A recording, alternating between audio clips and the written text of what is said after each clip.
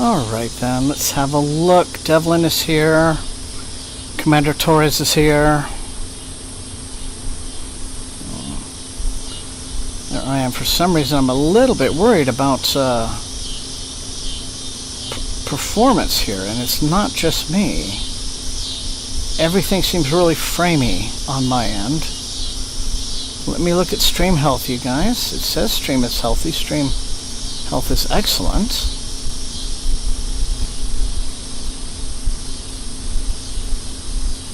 Hello, Devlin.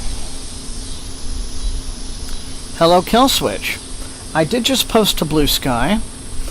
I need you to tell me if everything looks fine on your end before I run the opening intro, because it's all looking very framey for me. Even though my stream health, the indicator on YouTube is telling me I have a healthy stream. I've got green all the way. I've got a solid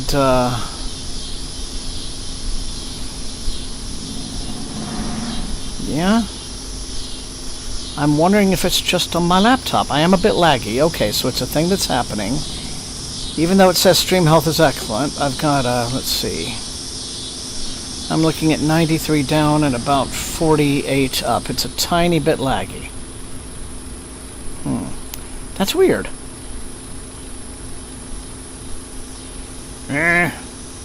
And of course I can't do anything to change latency. Alright, well, tell you what. Anyway, good to see you guys here. Let's get going on the intro, and if any issues come up, well, we'll deal with them as they do, alright?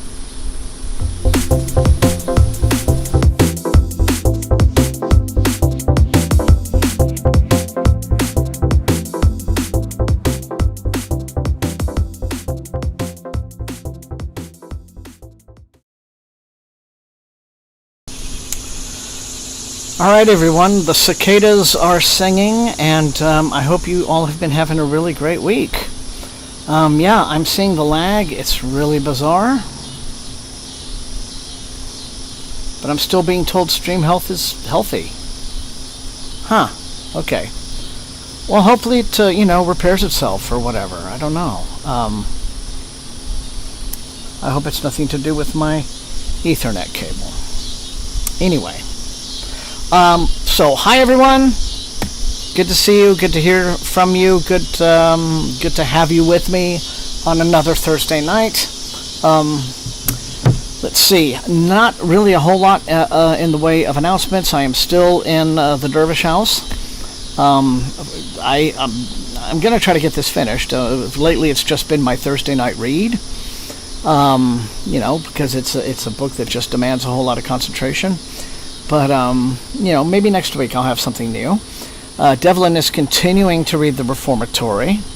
That's awesome.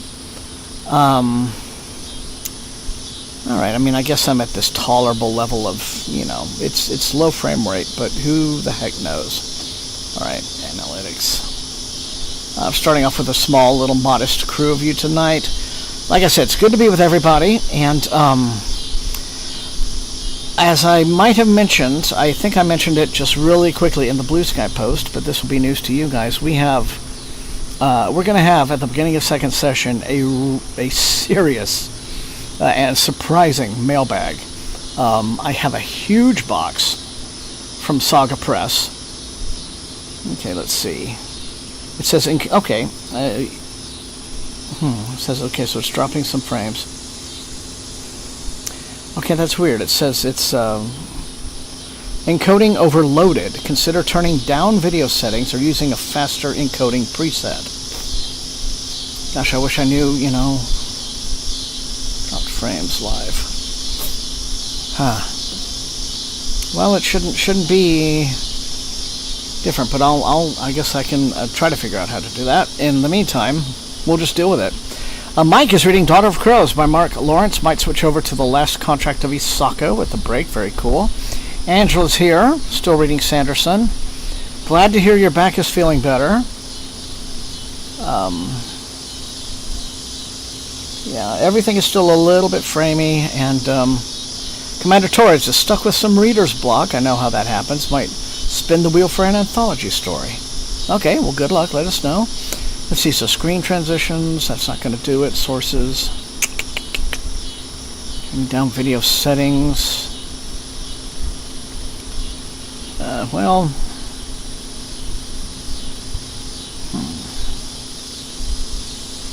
I'm just going to see if it's if it allows me to do a thing, and transfer order preview scaling. No, a lot of things that I don't still really know at this particular moment. So precisely how to do without screwing absolutely everything up, because I've never had to really mess with it before. So like I said, I'm just not gonna worry.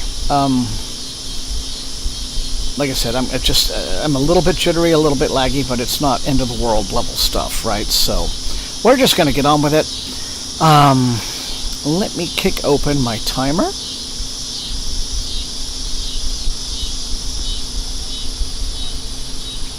And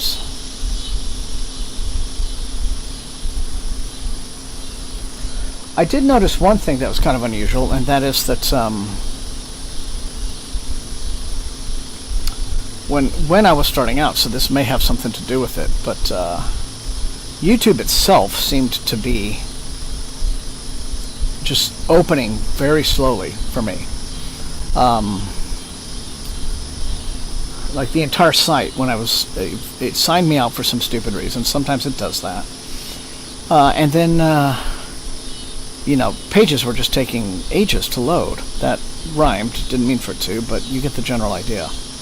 So, I don't know. Hopefully it's not going to be anything that disrupts the evening as a whole. But let's get back to it. The Omninavoy. Well, it's good to meet you. Welcome to the stream tonight. Oh, hello, Joaquin. Okay, well, I didn't recognize your YouTube user handle. Everyone, this is Joaquin Boaz.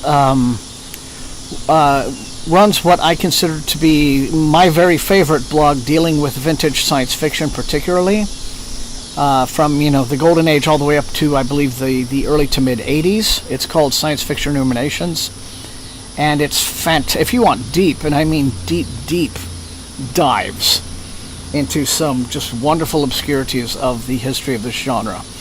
It is an absolutely essential blog. So I'm very glad you joined tonight. Finishing the Shockwave Rider. I figured it would have been a reread. So well, I'm very happy to have you. And I don't know. It looks like things might have gone back to normal now. I'm not seeing the lag suddenly, so there we go. Maybe it was just who the heck knows. No, I mean it in all sincerity, Joaquin. You've actually inspired a few videos of mine. There was I think it was through you that I started kind of digging in and doing some research into science fiction books that were disowned by their authors, science fiction books that were abandoned and will never appear. I think that was the root of my 6 science fiction novels you'll never read video. So yeah, anyway, all the rest of you should go and absolutely bookmark this blog. Okay, yeah, I guess it's just one of those things that was happening at the beginning, so it's all over with.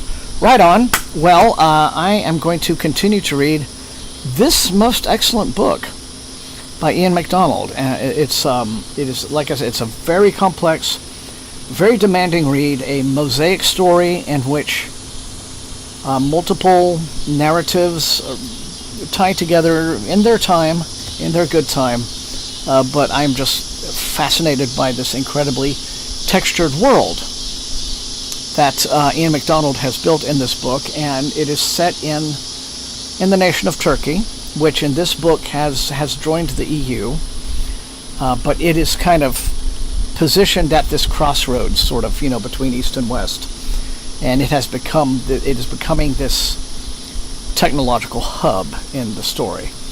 And what's very interesting about it, reading it now, is the book originally came out in 2010, is that it's set in 2027. So we have been now officially hitting this phase of things, in which many of the science fiction novels that, especially if you're old guy, my generation, Gen X and above, we are now actually bypassing the futures in which they were set, right? 2001 obviously was a long time ago, but I remember in 2019 thinking to myself, this is Blade Runner year, right? This is it. This is Blade Runner year. And just found a Stephen Baxter book set in 2026 that he had published in the 90s, set in 2026. So it's fun when that happens. It's like, sometimes you think, science fiction, you had such great hopes for us, science fiction. You had such wonderful hopes for us and how we would maintain our futures and, how much more advanced we would be by now. So, anyway. All right, everyone, I'm going to stop yammering and I'm going to start this timer. We're going to do 45 minutes and counting as of now. And then, as always, 5-minute intermission in the middle. We're going to start second session, and I am going to rip open this massive box of books from Saga Press for that. So, anyway, thank you all for being here, and let me just get back to the right here monitoring. Yes. Okay, great. Let's do it. Oh,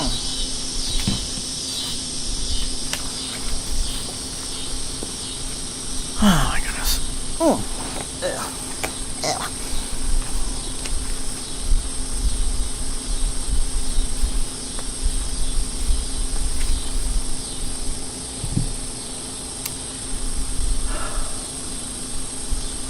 It feels kind of nice now. It has been incredibly oppressively hot here all day. Even to the point where, like, it was breezy, but the breeze didn't help because the breeze was just like blowing hot air onto you. So it was like standing in front of a hairdryer. So, but as we're now approaching dusk, it's feeling a little bit better, thank goodness.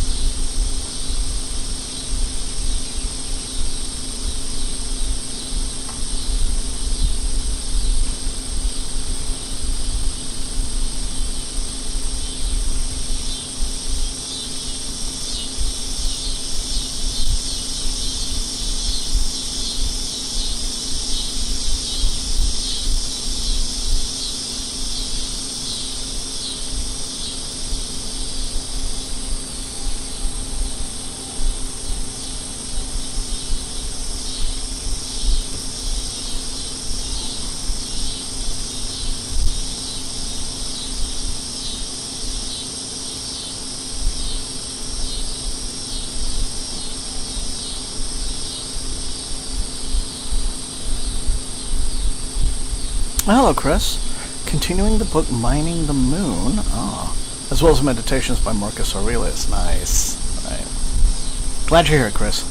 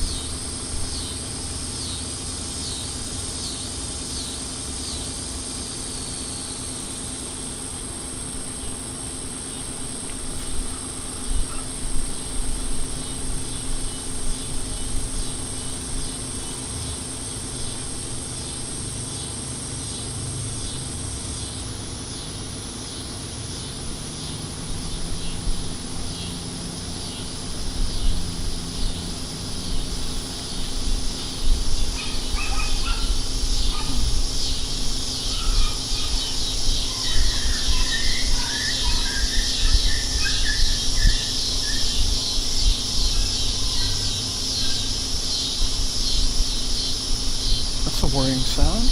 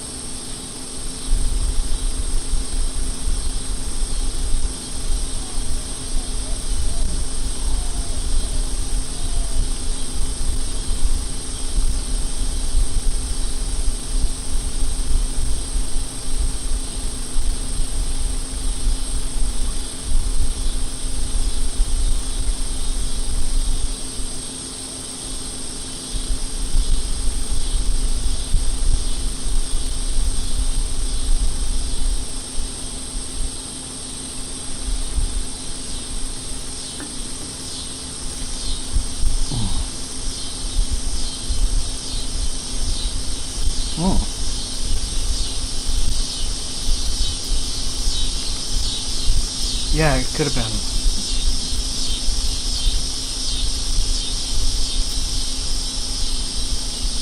I think there are a couple of pups in that yard, so one of them just might have... Sometimes dogs, even when they're friendly, they'll kind of go at it if that's necessary. Sometimes one dog will push the other's limits a little bit, and the dog will correct them. So I'm hoping that it wasn't anything serious, just a moment of that little pup being scared, or... Anyway.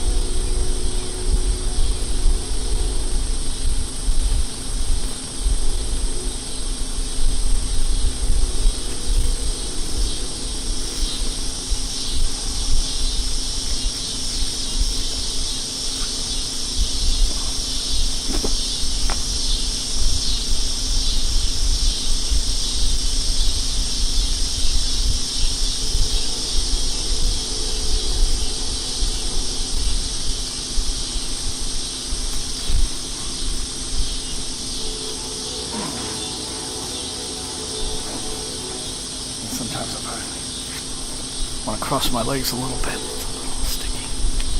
It sounds, yeah. Appalachian Valleys. Oh.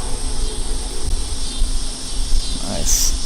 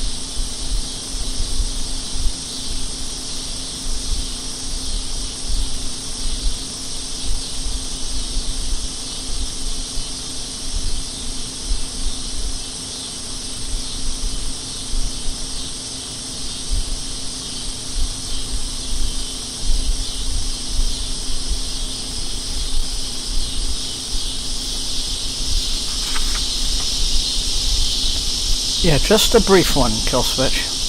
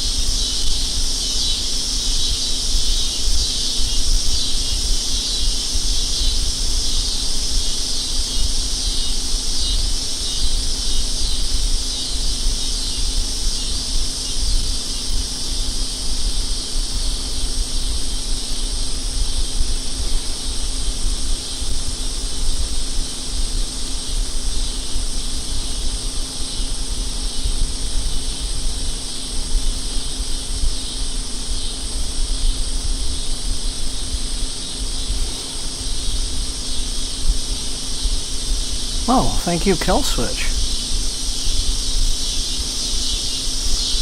The legacy endures in countless photographic and cinematic renditions of train stations.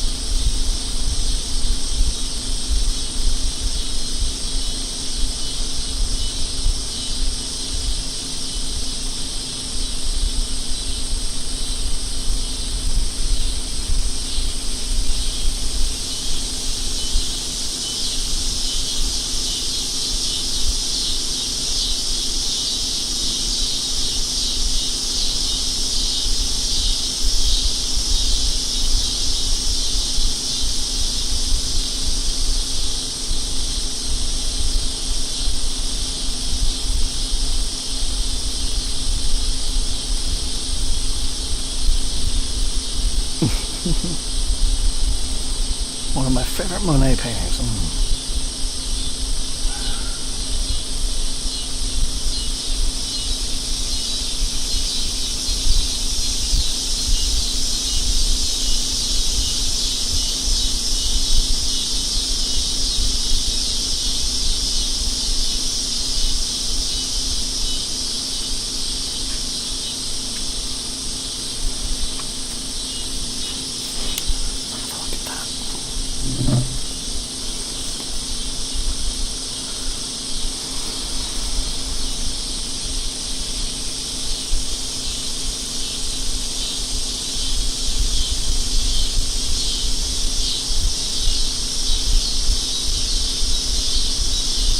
Ooh.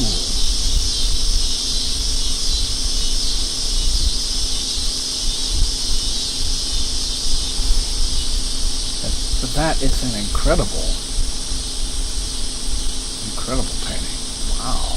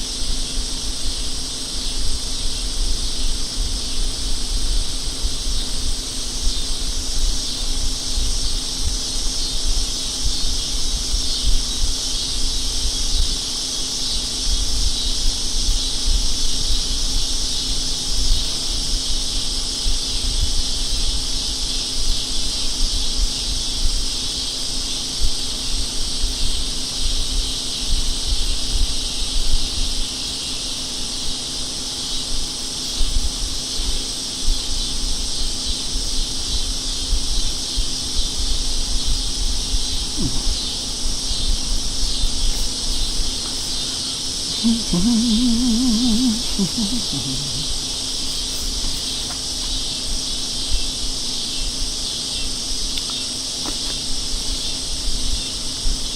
okay. Well, we were at the Art Institute in 2022 when WorldCom was in Chicago. A bunch of us went to the Art Institute, saw many famous pieces, but I don't recall seeing that one. That makes me sad, because I can just imagine myself standing there 20 minutes just looking at it. I mean, I saw some amazing stuff, of course. You know, some of the more obscure works by artists like Munch and others, but yeah, it's incredible. Canine, hello. Yay. Oh, that's awesome, you're back. How are you? How have you been? Indeed, you've been missed.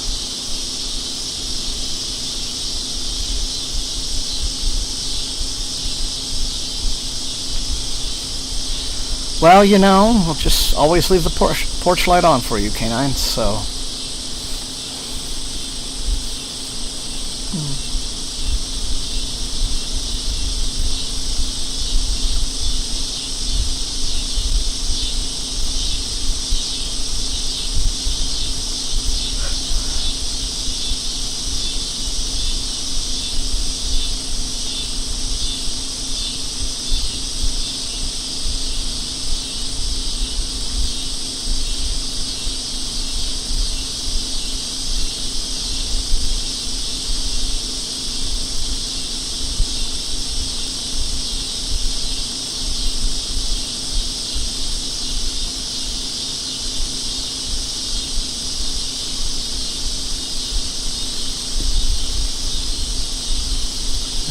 Book clubs are on Thursdays now.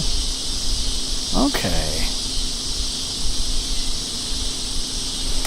It's been mostly quiet, and we've just had our as far as the stream goes, lovely quiet evenings here, but I know that some of the SFF180 fam here have had some eventful life changes going on.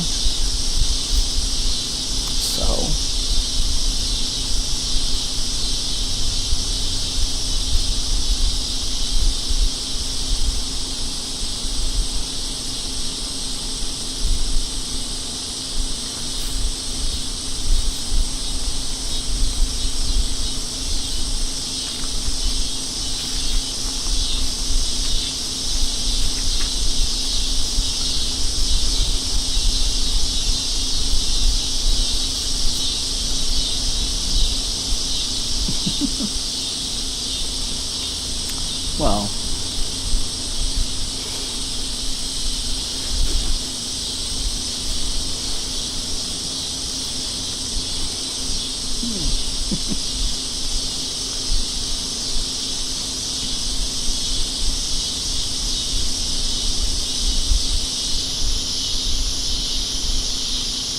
it's just...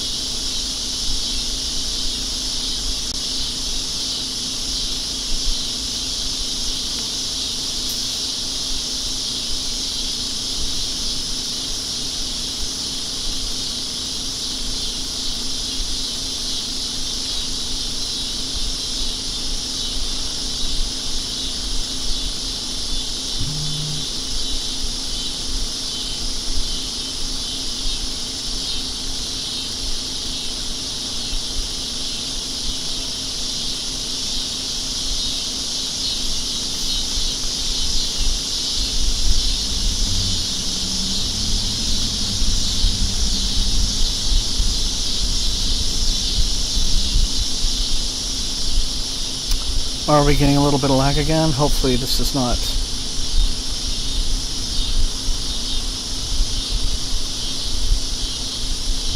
not going to be too much.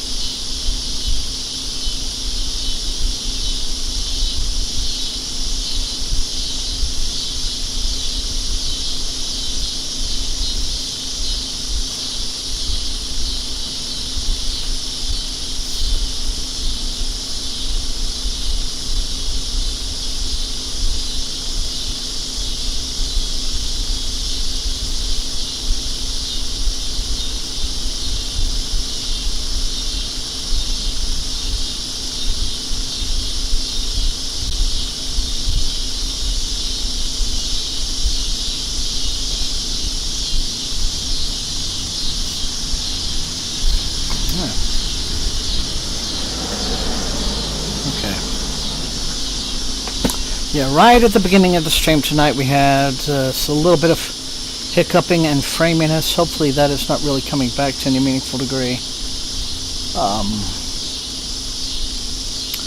But whatever the case, I can say that it is now time for that intermission. So session 1 is now done. Going to take 5, as always, then be back with session 2, but first a really nice mailbag. So see you in 5.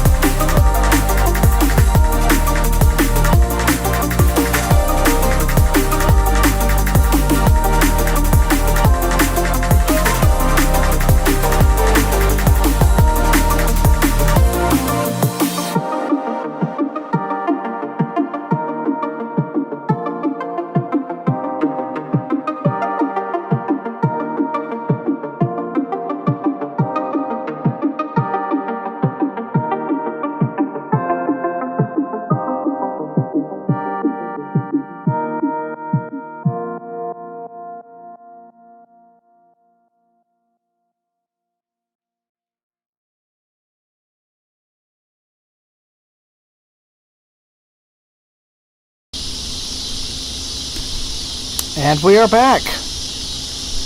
And there's a train. So everything is aligning beautifully right now.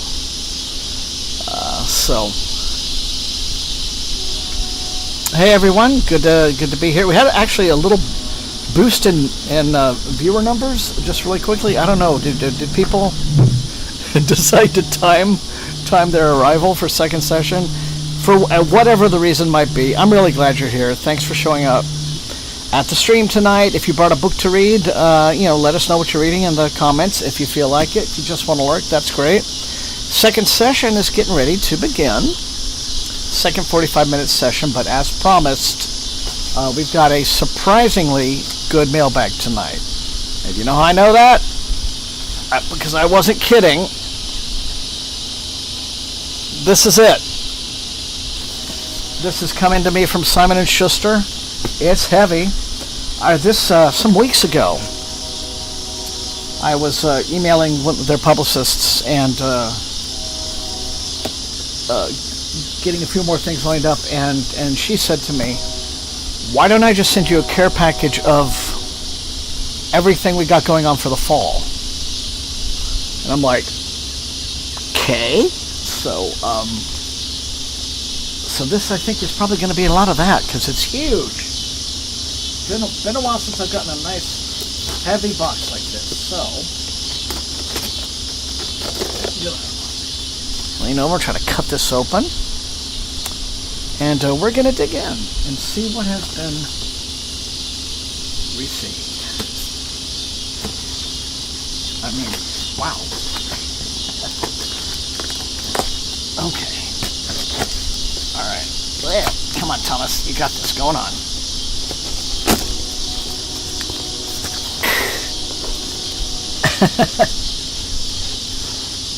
Yeah, what can I say? It was an offer I couldn't refuse. In the classic sense of that term. Somebody really went to town on this. Ugh. Woo, okay. Oh yeah, this thing is absolutely just loaded down. So I guess let's start. Well, they very nicely sent me. I guess we'll start off with stuff that I've already seen. The finished copy, which is out in bookstores right now, of Republic of Memory. So it's very nice to have the finished copy. Hooray! Thanks very much for that. Saga. I'm just going to start with that one, and I'll put it on the bottom of the stack. It was right there on top, so I thought, we've all seen that one. I've been reading it. It's wonderful. So nice to have the finished copy. That means I can give my art to someone. So there's that, yes. Now, holy mackerel, where do I start? I'll just start, and I'll start with this stack. Okay. And I had already gotten a copy, an arc for Maisie Wood, the new one by Tennant and Reeve Dew, but I guess they got me another one. Okay, thanks. It's inevitable that there's going to be probably some crossover.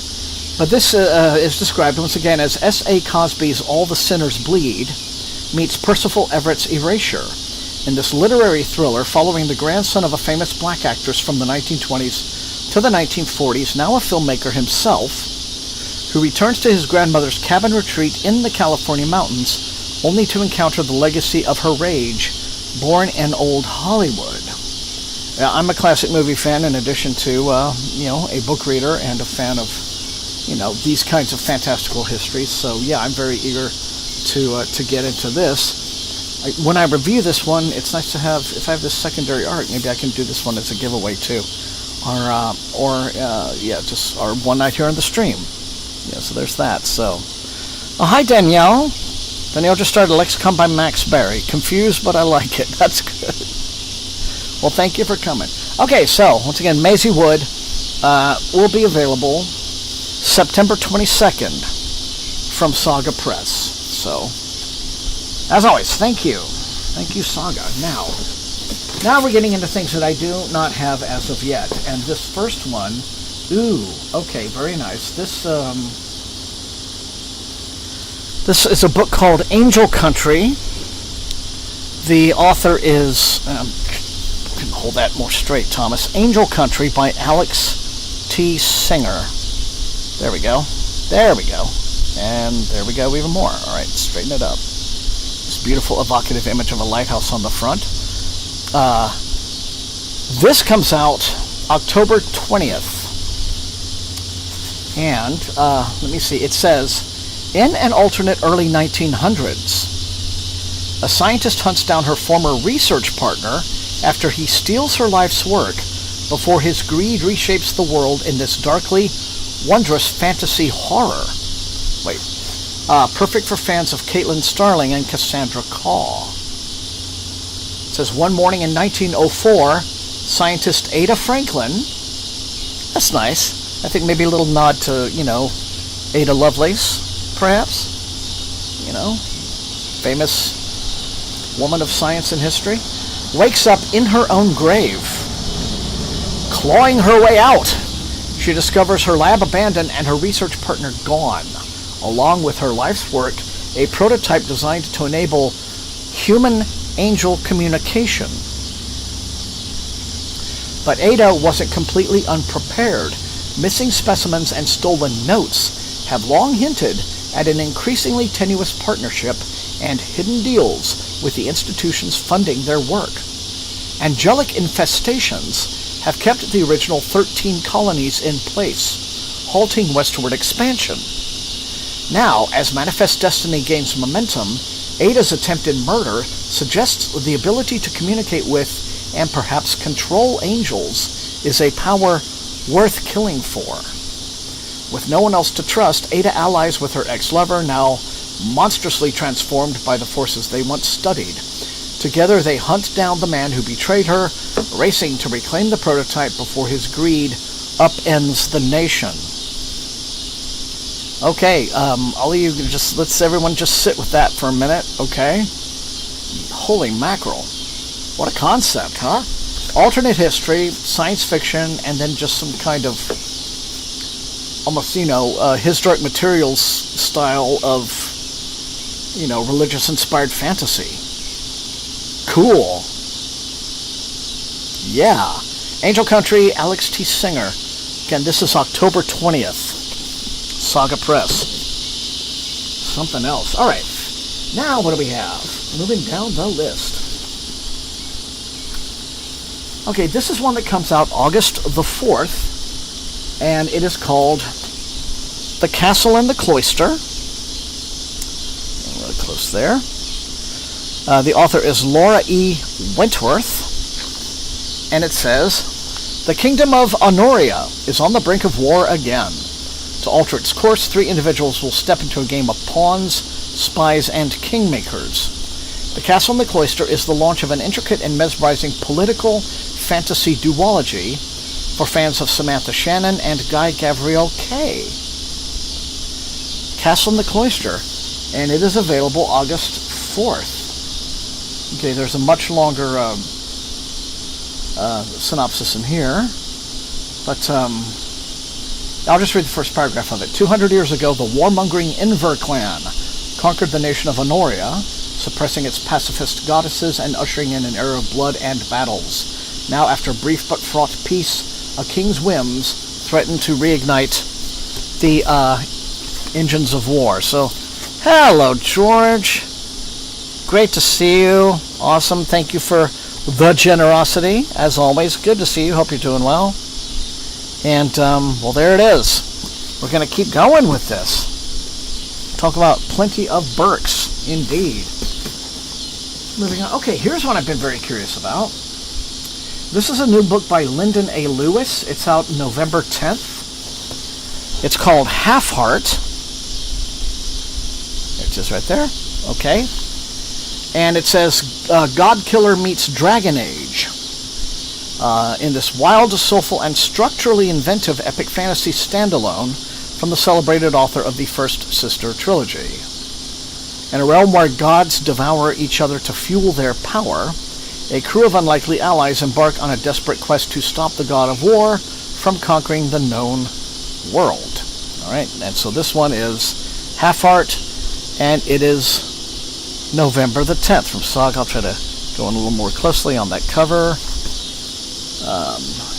Is that another lighthouse? Looks like it is. Lighthouses are going to be a recurring theme, I think, from some of these Saga books. So there you go. Super cool. Wow. And we're going to move on to this one. Okay, this one's actually already out in stores, but this is the art for it anyway. This is called We Hexed the Moon. The author is Molly Hall Seeley. So, and I guess this is a more of a humorous story. It was August, and the only thing to fear was September. Until, of course, they had to worry if they'd make it to September. So Bunny Meets the Craft. In this speculative debut about 4 best friends who perform a ritual on the moon in a last-ditch attempt to hold on to one another, but are forced to reckon with the consequences. Okay, so it's so let's see if there's any little bit more deep. There's not. Oh, hang on. I guess they're just going to be. Oh, here we go. So it's the summer after high school graduation, and 4 island-grown best friends are about to be forced apart by their plans for the future, capital letters. Rather than process the world of expectations bearing down on them and the secrets they've kept hidden from one another, they perform a ritual on the moon to spice up their sleepover.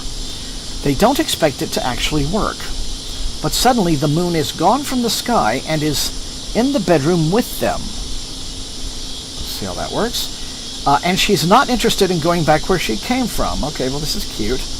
As the balmy August night unfolds, the girls scramble to find a human sacrifice to replace the moon before their world is plunged into chaos. Okay, so that sounds funny. And, funny and silly. All right. It's called We Hexed the Moon, and this one is actually out already. So, it sounds fun to you. Keep an eye out for it. And, okay, well, here is another one that is already out also. I guess I'm just getting some past and future stuff. This came out in May. It's called The Rain Shadow Orphans by Naomi Ishiguro. And this is a very large fantasy. The first novel in a dazzling anime-inspired fantasy trilogy set within a mythical archipelago brimming with dragons and sun spirits, high-tech hackers, and bubble tea. Can't forget that. Okay. And apparently there is a cat involved. So we'll see. Just anything more here. Life is hard in Rain Shadow City, a place where poverty and corruption are rife, and where inhabitants are terrorized by an underground criminal organization known as the Lucky Crows. Okay.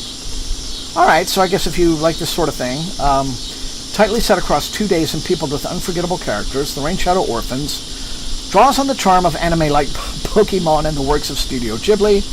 So, they know which audience they're aiming for here with this, so it could be lots of fun. As well as the gripping, fast-paced fantasy plots of series such as The Legend of Korra, to explore what it means to stand up to corruption and take charge of destiny. There you go. Rain Shadow Orphans, just very bright cover imagery there, and this one is also already out and in stores from Saga Press, so thank you for that. Still more to come, because this was a huge, heavy box. Holy shit. This next one I think is actually interesting to folks. James Islington, who's made a big splash as an epic fantasy author, is dropping his first science fiction. So this is called Scion, and it's John Wick meets Ghost in the Shell in this fast-paced cyberpunk thriller by the #1 New York Times bestselling author of The Will of the Many and the Strength of the Few, and it's out in September. It's out September the 1st from Saga. And let's have get a little bit more detail here. It says,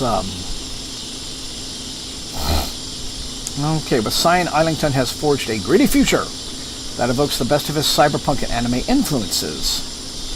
And we get a synopsis here in first person. It goes, my job, when you think about it, isn't so different from a lot of people's. The more old-fashioned crowd do still get hung up on the, quote, killing people part of it, I guess, but that's a them problem. It's been perfectly legal to take out lifers for ages. Besides, once ultra-wealthy morons realized they had a way to live forever, limited resources be damned, there was only ever going to be one genuinely practical deterrent. So sure, I have to deal with a ton of boring planning, inconvenient hours, some pretty awkward face-to-face interactions, and like most of us, I'm really only clocking in to try to crawl out from beneath my debts. But someone's got to do it. Luckily, my genetic compatibilities make me really, really good at doing it. Still, this next job, I don't know. It's something I haven't had to deal with in years. Kind of the opposite of my regular duties. Strange that it got thrown my way. I'm sure it will go totally fine, though. So we're not entirely sure what the next job is, but that's tantalizing us. So, yes, lots of jumping around with guns is a fine genre all unto its own. James Idington's Scion, and this is out September 1st. Shorter than his fantasies, as you see. Yeah, all right then. So, 2 more. Hot dog. And, oh, good, I'm going to have this one. My pal Haley. So here is her new book, Haley Piper's new one. She Isn't Herself Tonight. This one is out Halloween season, October 27th. Cool. But this one's a little different, though. This one doesn't look like horror. This is sci-fi. I mean, technically, Queen of Teeth was sci-fi, horror, body horror, wacky stuff, so... 10 signs that you've been abducted by aliens from the inquisitive minds at Strange Outsiders.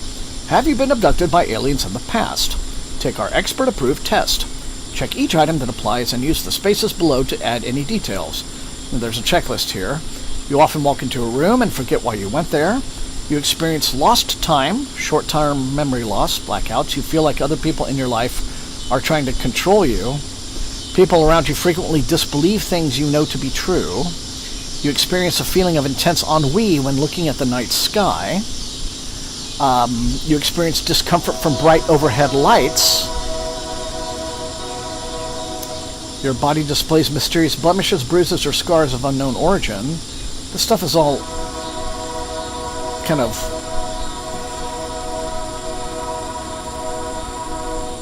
worryingly common, actually. Yeah, they did mean it, didn't they? Alright, so you're hurting inside all the time like you're missing something and no one around you seems to notice. Okay. From the award-winning author of Queen of Teeth and a Game in Yellow.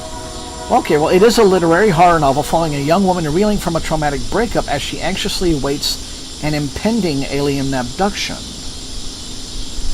So she's been abducted every 10 years of her life, starting at age 10 and at age 20, and now she's about to turn 30, and just been dumped out of a relationship, and so she is anticipating, I guess, her 30th birthday abduction again. So she isn't herself tonight, from Haley Piper, who never repeats herself from book to book. That's just so cool. That's why I like her stuff. October 27th.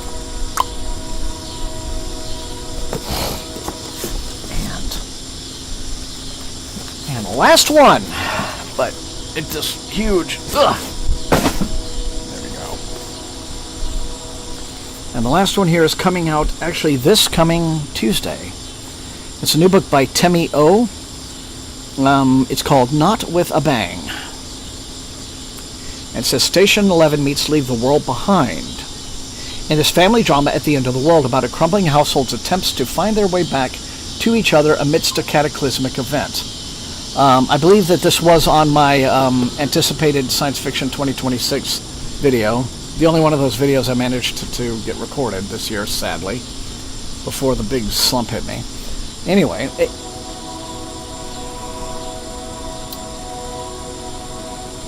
it says, in the summer sky. Well, I'm gonna let the train. Let's be with the train for a minute. Give me a break from talking.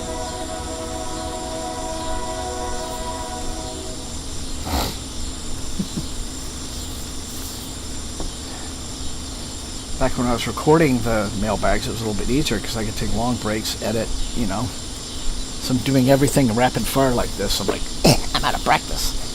But anyway, it says, in the summer sky, a celestial object is fast approaching. Due to slingshot around the Earth and disappear again. Its consequences are unknown, but everyone has their own theory on what it is. A meteor, planet, aliens? Yet Briar Minton can't stop thinking about her classmate who went missing 6 months ago. obsessing over her disappearance leads Briar down a rabbit hole deep into the world of a cult and the alien intelligence they claim to be communicating with.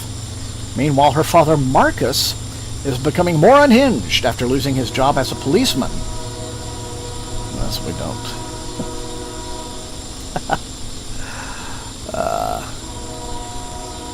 Well, that's what we don't want to see, is an unhinged ex-policeman. As doomsday prepping takes over his life, he forces his unwilling wife and 4 daughters along for the ride, completely convinced and maybe even a little hopeful that the apocalypse is coming. As the celestial object arrives, the Mintons reach breaking point. Can they find their way back to each other at the end of the world, and what will be left to cling to if they do? Now that actually sounds interesting.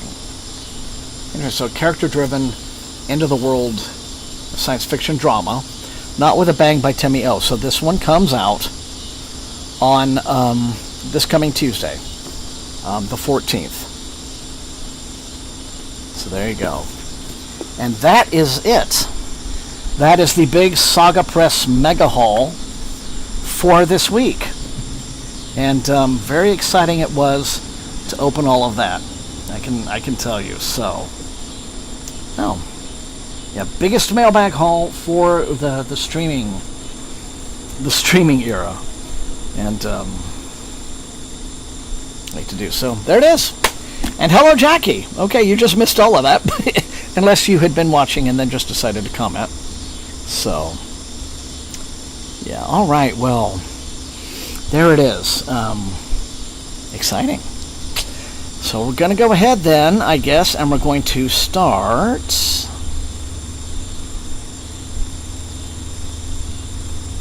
Oh, okay. So yeah, the views really like erupted there. They've kind of settled back down now, but it was so people kind of knew that I guess they just timed it right. If they just wanted to show up for the book, for the mailbag, you know what? I don't mind. That's right. Good to have everyone. So we're going to get back to the timer reset. 45 minutes and counting for session 2. But anyway, yeah. Okay. Oh, so anyway, just let me once again just say hello to everyone. George, again, wonderful to see you. Thank you, as always, so much. And I hope you've been well, everybody. If you're just now, once again, turning up to the stream, don't go away just because we finished the mailbag. Grab your favorite book, whatever it is you're reading right now. And, stick with us for second session. 45 minutes. Gonna wrap up around, I guess about 9:40-ish. So, Central Time. I'm on Central. So, it's good to have you. Let us know what you're reading in the chat if you haven't done that already. If you don't feel like that, you just want to lurk, that's cool too. Okay. So, back to it.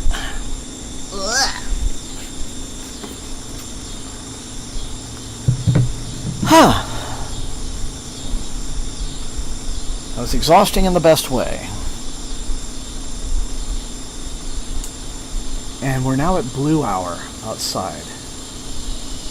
It's perfect, so very cool.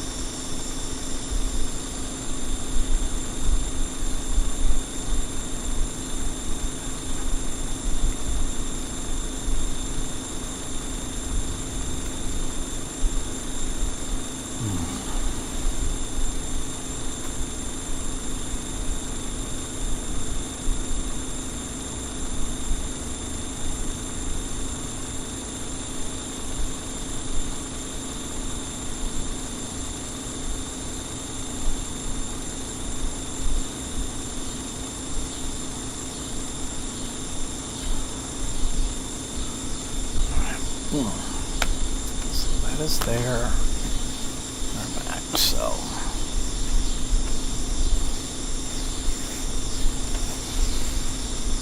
I feel like next Thursday I'll probably be into this Angel Station, because that's the one that I thought just had the most absolutely bonkers premise. I love the sound of that one, so. They all look and sound really good to one degree or another, so. But something about that one was like.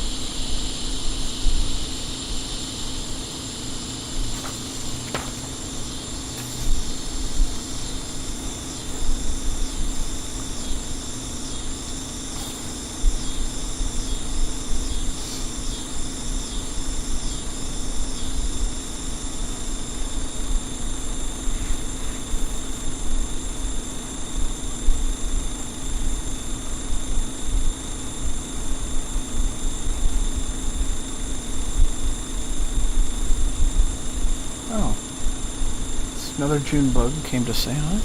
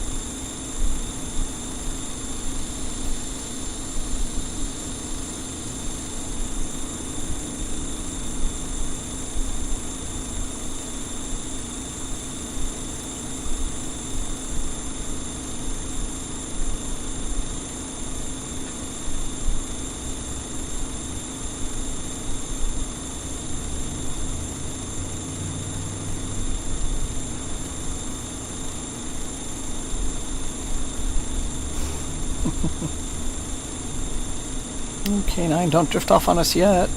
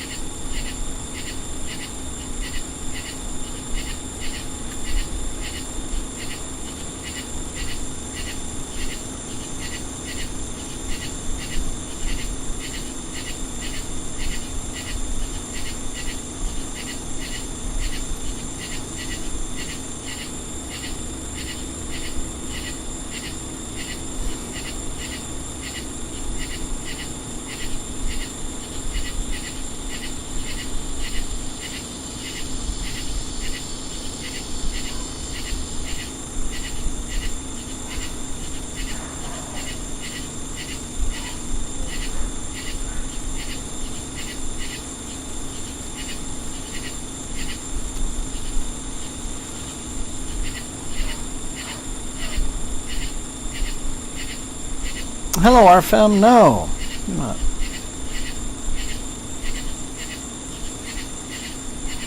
No, you're not too late at all. I mean, you did miss the giant mailbag, but you can always skip back for that at some point.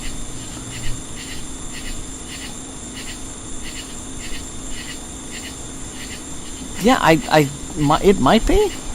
I don't know that chirp, chirp, chirp, chirp, chirp, chirp, chirp.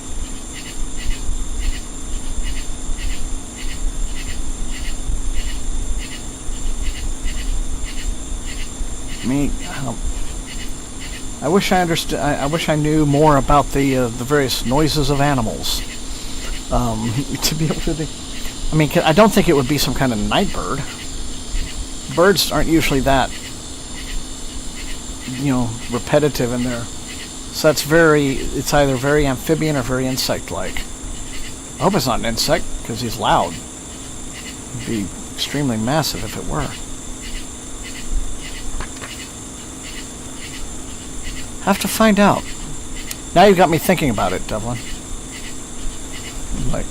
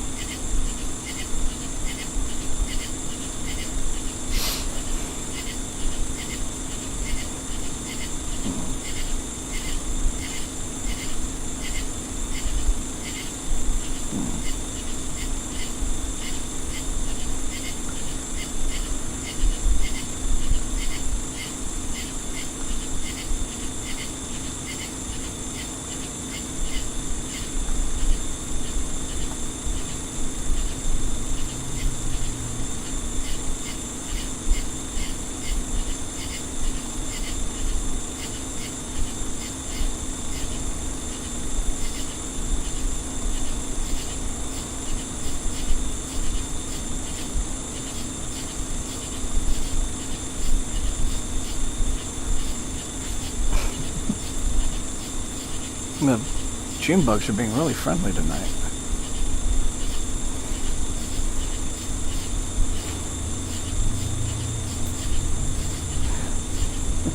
Yeah, I think you made that comparison last week. It just sounded kind of.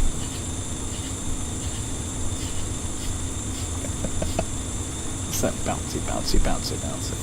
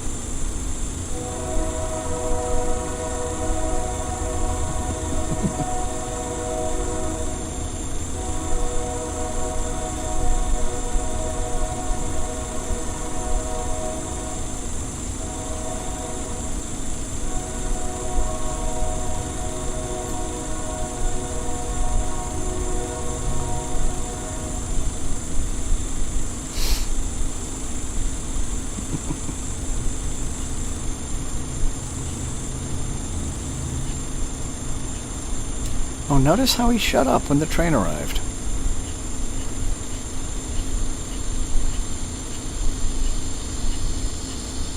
Unless that's him and he just got very quiet.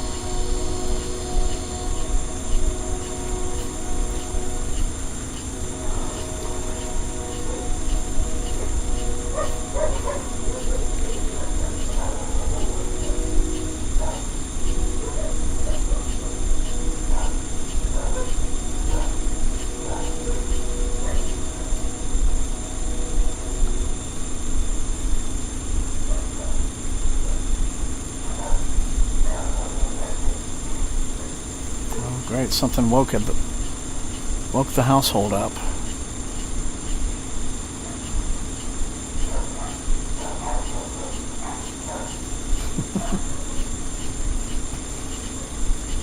Just the animal kingdom is active on this street.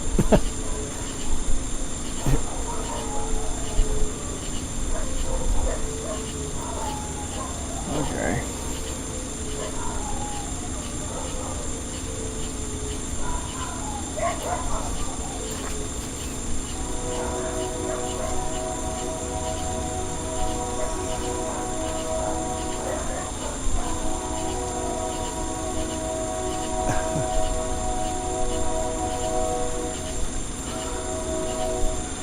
Oh, that's great, Arfem. Anyway. Back and forth. Awesome.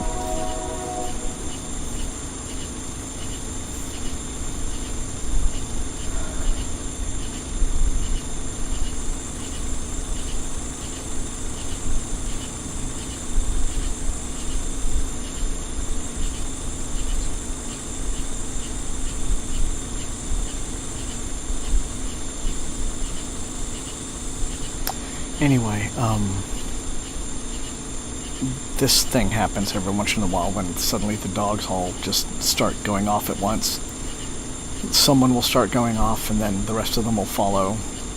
You know, they won't care whatever the original stimulus was that got the initial barking going. Everyone else now has to join in, right?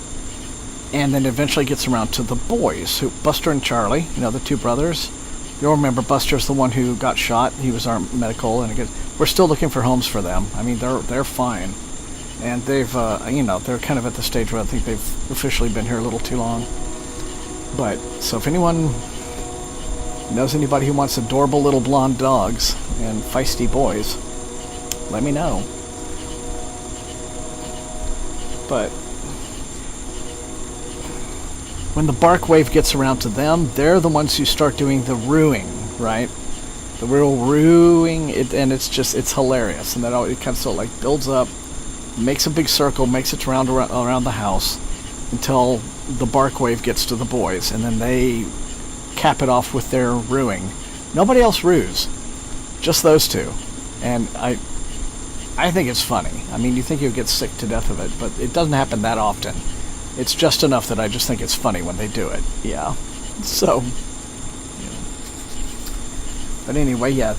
I'm considering the boys, Buster and Charlie, to kind of be like priority adoptions for us. You know, I would really like to. They need a home.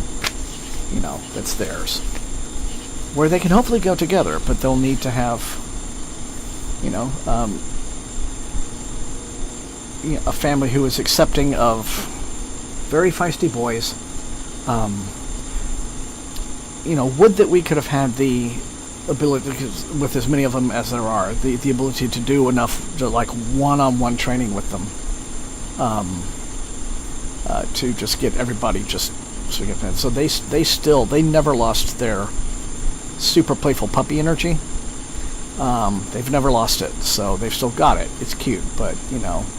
What it means is that they're not super great when it comes to minding you. You know, they'll sit for their food bowls, but, you know, otherwise it's playtime. So, maybe somebody who has experience with their kind of breed and is willing to, like, take them on and give them a new life. It's hard. It really is hard to find the right people, and you want to find the right people because of, there's a lot of horrible stuff going on in the world I won't get into it now because we want to be reading, but there is right now an absolutely appalling, just horrific scandal going on with this rescue that was operating out of Northern California. It's just a privately owned thing. I won't go into the horrible details of it, but tonight maybe I'll mention it in the future, but it's just dreadful, some of the things they're finding, and like, you know, makes me want to go full John Wick on these people, because sort of the person especially who runs it, that's how bad it is. basically, he had this. He's running this rescue, getting all kinds of donations from people, presenting himself as being this awesome person to the public. And what he was really doing was basically he had Auschwitz for dogs, is what it was. That's what it boils down to. And I would like to him personally, but we won't say that. But it's what he deserves. But he is finally, I think, like the FBI's gotten into it too, because he seems to have also been guilty of all kinds of stuff like wire fraud and things like that. So, horrible criminals. So what it does is those of us who are, who foster and really love and care about our animals, and surely most people, I think, are like this. You really, you got to be so careful now. Imagine it's the same issue with adopting children, or like the foster system, right? Putting a kid in an abusive situation, thinking that you're doing the right thing for them. I can imagine it's the same fear you would have. But I'm just, it disgusts me no end that people like this exist, and I hope he is dealt with properly. Yeah. Yeah. Yeah, so thank you. Solidarity, Angela. Yeah.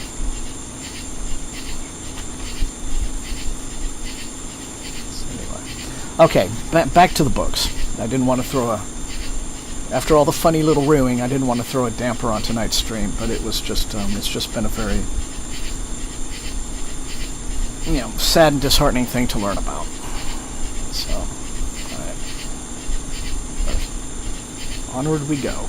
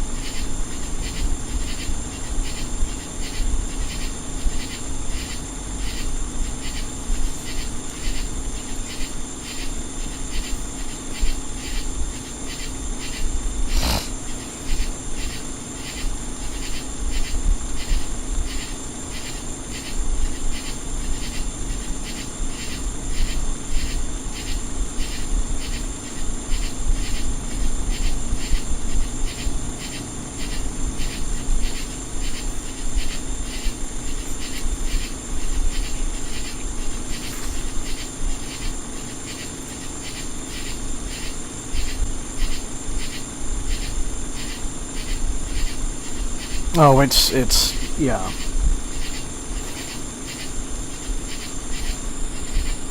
Yeah.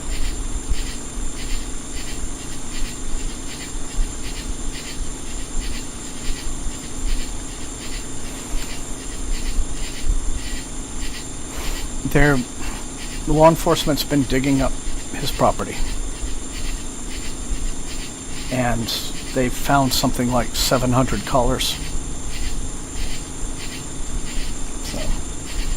It's like that. It's just,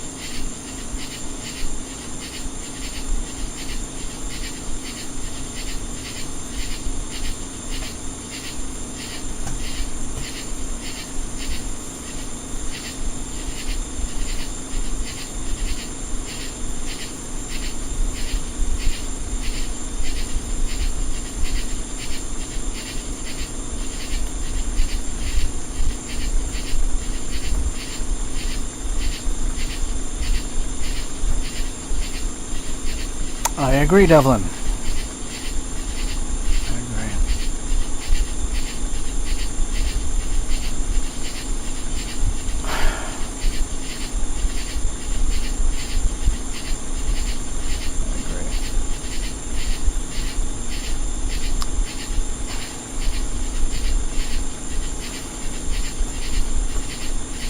agree. You don't want to get all conspiratorial, but people wondering how did he avoid any kind of scrutiny or detection for so long? He was working with,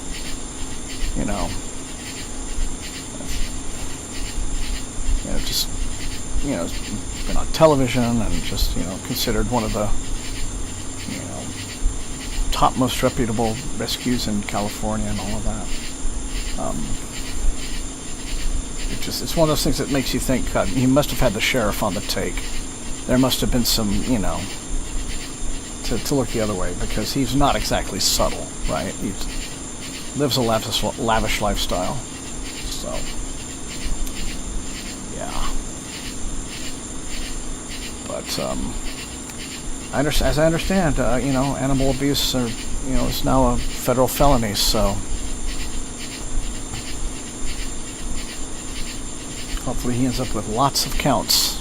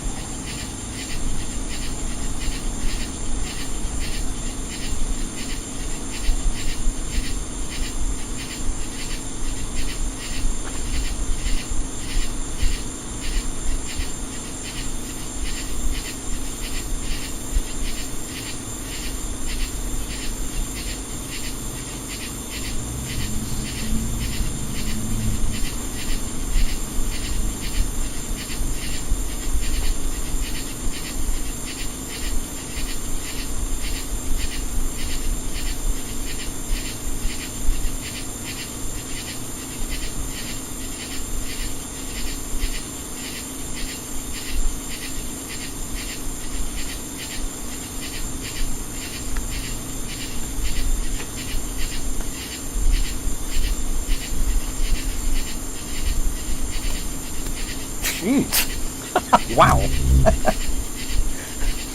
I just got kamikazed by a June bug. Oh. They're harmless, but they're just kind of dumb bugs. I have sympathy for them. They're always crashing into things. Not very skilled at the art of flight.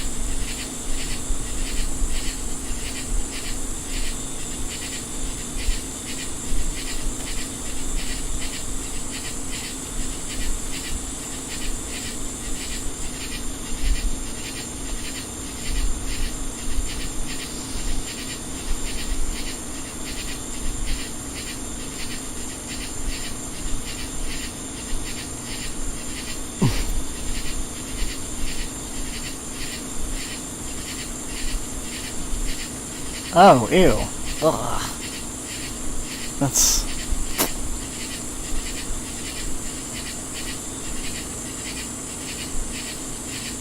Yeah, accidentally swallowing some flying bug is like, ugh. I'm sure it's no fun for the bug either, but, you know, speaking as the human, yes, it's...